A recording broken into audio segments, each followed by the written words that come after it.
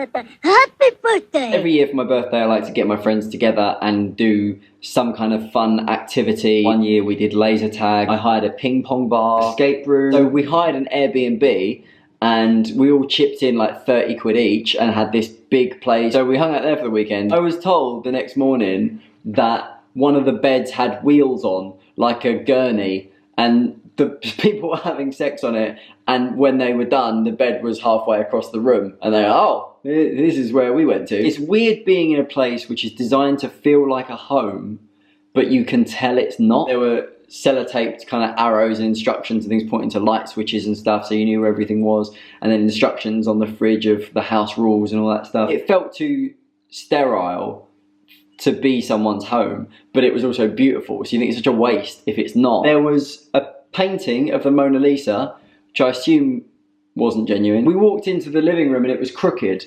and Danny just walked up, straightened it out, and then he went, guys, this is how horror films start. A bunch of friends are going to stay in a cabin for the weekend. They walk in, they're all getting settled, they all choose their rooms, put their bags down. Someone walks up to a photo frame, straightens it up. Later in the movie, they walk past the painting again and it's crooked, and they have to straighten it again. It keeps going, and it's the first sign that something's not quite right. We need to keep an eye on that painting for the whole weekend. If it keeps getting crooked, the house is haunted. We need to get the fuck out of here. I told that story later to my friend Rebecca when she arrived. She went, great, so you've just told me how to mess with you for the whole weekend. So thanks for that. One of the other things we found was like a model of the Last Supper, whatever you're into. Maureen is a cake decorator professionally, so she made me this really lovely chocolate cake. We decided, because, you know, when you see a little model of the Last Supper, you want to, you know, pay tribute. My favourite thing about that photo, Danny texted it to my mum, thinking that she would either laugh and go, you can't do that, or go,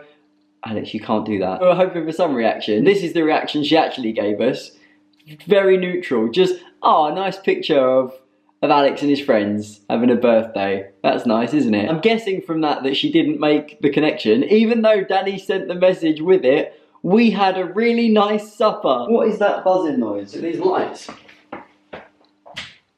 Shit. My birthday was also the occasion for Danny and I to launch our Kickstarter for Sopio Legacy. I've shown you a bit of Sopio Legacy before. So Danny and I are developing a version of our card game Sopio, which is called Sopio Legacy. So we needed to play test it, so we spent quite a lot of the trip just playing Sopio.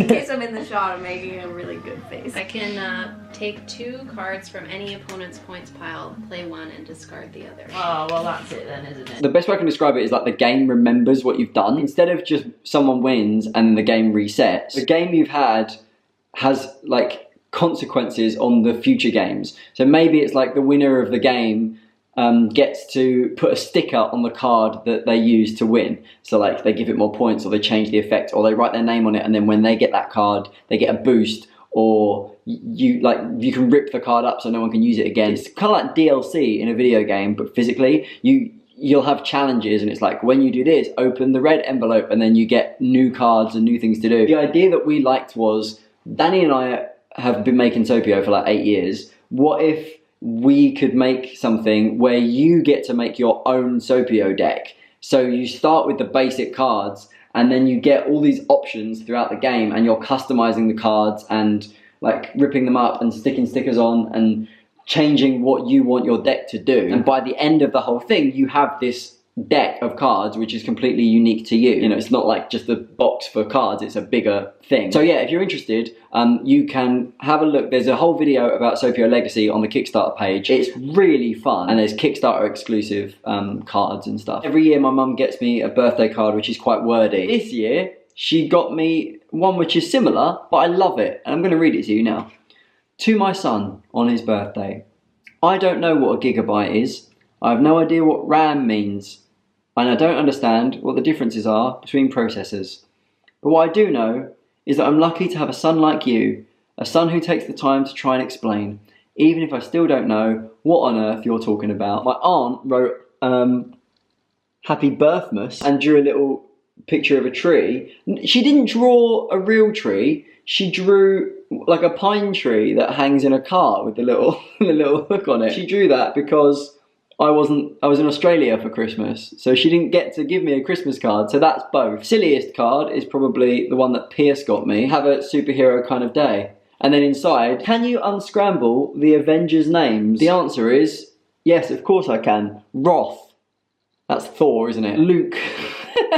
The Incredible Luke. Most heartbreaking card award, I think, goes to Craddock from Canada. Really wanted to be here for my birthday. She was sort of planning to fly over and visit, and then just didn't have the money because, you know, it's Canada and it costs a lot. She posted me a card, just a picture of an envelope with someone crawling into the envelope because they want to be sent off in the post so they can be here. And just accompanying that lovely envelope image, the words, "if only." Oh,